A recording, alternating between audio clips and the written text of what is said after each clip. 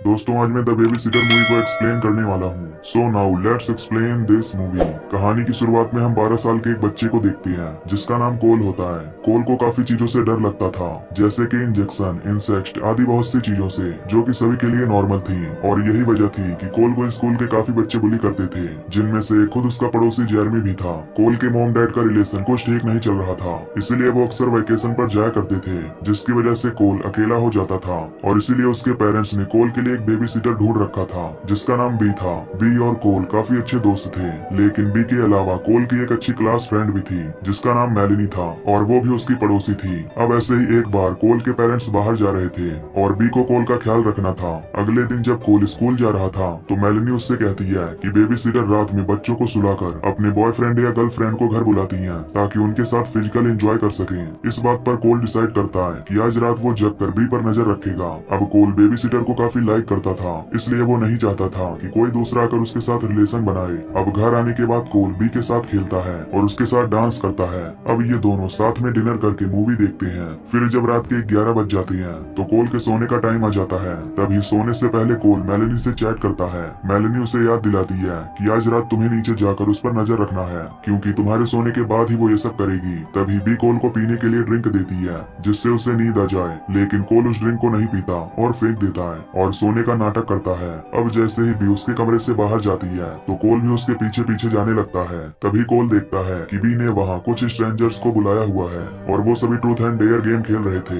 इन strangers का नाम था सोनिया, मैक्स, एलिसन, जॉन और सैमुअल। अब यहाँ बी को एक डेयर करना पड़ता है जिसमें उसे सभी लोगों को किस करना था। फिर वो एक एक करके सभी के पास जाकर उन्हें किस करती है। लास्ट में जब बी सैमुअल को किस करती है तो अचानक वो उसके सिर पर 2 चाकू घुसा देती है और रूम में मौजूद सभी सैमुअल के ब्लड को एक बर्तन में इकट्ठा करने लगती है। ये देखकर हमें पता चलता है कि बी उन सभी स्ट्रेंजर्स के साथ एक सैटेनिक रिचुअल करने वाली है। कोल ऊपर से ये सब देखकर काफी हैरान होता है। इसके बाद बी उन सब के सामने एक बुक रिवील करती है।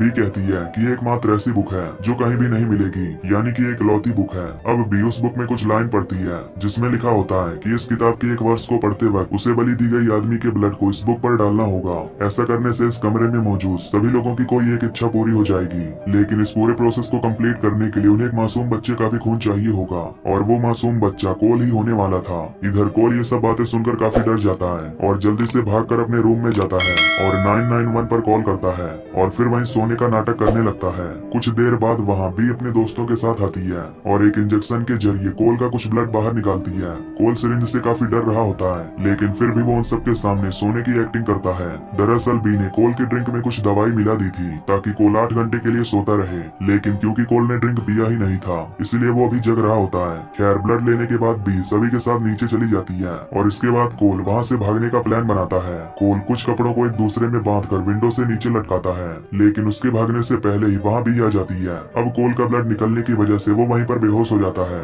फिर जब कोल की आंखें खुलती हैं तो वो खुद को एक चेयर में बंधा हुआ पाता है जहाँ उसके सामने बी और वो सारे स्ट्रेंजर्स होते हैं। कोल उन सबको देखकर अनजान बनने की कोशिश करता है कि जैसे उसने कुछ भी नहीं देखा है। अब बी कोल को बताती है कि वो उसके साथ क्या करने वाली है, पर तभी वहाँ पुलिस आ जाती है, लेकिन तभी उनमें से एक आदमी उस पुलिस वाले को मार देता है और दूसरे पुलिस को भी मार डालती है। और इस हाथापाई में पुलिस की एक गोली एलिसन के सीने में लग जाती है जिससे वो मारी जाती है। अब दोनों पुलिस वाले मारे जा चुके थे और उनके वॉकी टॉकी पर बैकअप यूनिट के मैसेजेस आ रहे थे और इन मैसेजेस का रिप्लाई सिर्फ पुलिस कोर्ट की ही मदद से किया जा सकता था और उन कोर्ट्स के बारे में सिर्फ कोल ही जानता था।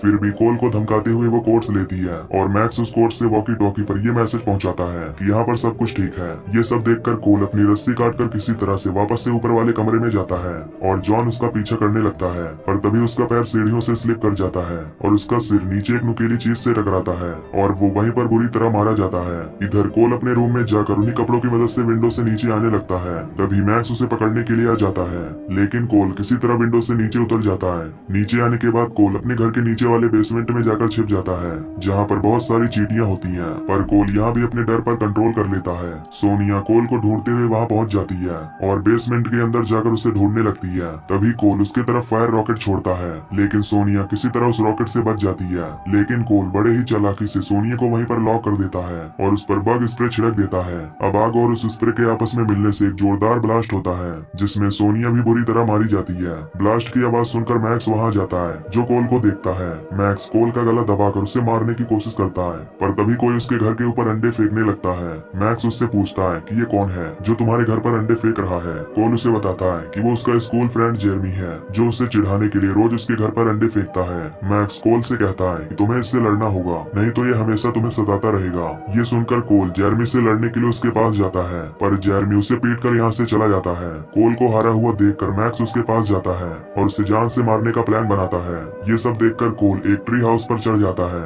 मैक्स भी वहाँ आने लगता है। तभी वो दोनों ट्री हाउस से नीचे कूदते हैं, पर इस बीच एक रस्सी मैक्स के गले में जा फंसती है, जिससे मैक्स को फांसी लग जाती है और उसकी मौत हो जाती है। तभी भी उस पर शॉट गन से गोली चलाने लगती है। कोल वहाँ से भागता हुआ अपनी पड़ोसी मेलनी के घर पहुँचता है। वहाँ पहुँचकर वो उससे तुरंत पुलिस के पास कॉल करने के लिए कहता है। तभी वहाँ बी भी आ जाती है जो कोल को ढूंढने लगती है। कोल और मेलनी बी से बचकर एक किनारे छिप जाती है। यहाँ कोल मेलनी को अपने दिल की बात बताता है। मेलनी भी कोल को लाइक करती थी, इसीलिए कोल उसे बचाने के लिए वहाँ से बाहर चला जाता है। बाहर जाकर कोल बी से चिल्लाकर कहता है कि मैं यहाँ हूँ। ये कहकर कोल वहाँ से भागता हुआ अपने घर आ जाता है। घर के अंदर कोल को एलिसन मरी हुई दिखाई देती है। साथ ही उसे टेबल पर वो रिचुअल बुक भी मिल जाती है, जिसे लेकर कोल उसे पढ़ने लगता है। तभी एलिसन अचानक से उठ जाती है और कोल पर हमला करने लगती है। कोल किचन में रखे चाकू को ढूंढने लगता है, पर वो चाकू एलिसन के पास थी। अब एलिसन उस चाकू से कोल पर अटैक करने के लिए बढ़ती है, पर तभी वहाँ बी आकर उसके सिर को गन से उड़ा देती है। अब बी कोल को पकड़ने के लिए उसकी तरफ बढ़ने लगती है, लेकिन कोल बी की रिचुअल बुक को उठाकर उसे जला डालने की धमकी देता है।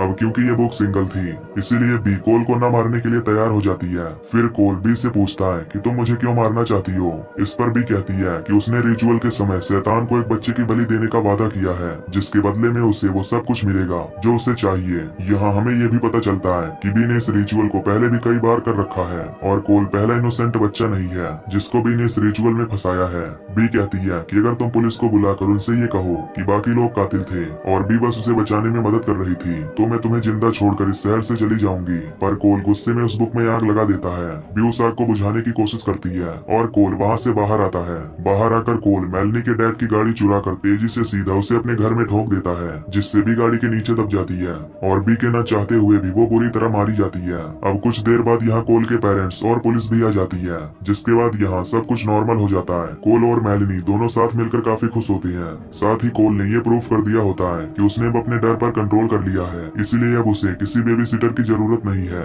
इसके बाद हम एक फायर फाइटर को देखते हैं जो कोल के घर के अंदर चेक करने आया हुआ था। तभी हम देखते हैं कि बी कार के नीचे नहीं होती है। अचानक बी एक नाइफ से उस फायर फाइटर पर अटैक कर देती है, जिससे हमें पता चलता है कि बी अभी जिंदा है और इस मूवी का पार्ट 1 यहीं पर खत्म हो जाता है। Subscribe now and press the bell icon.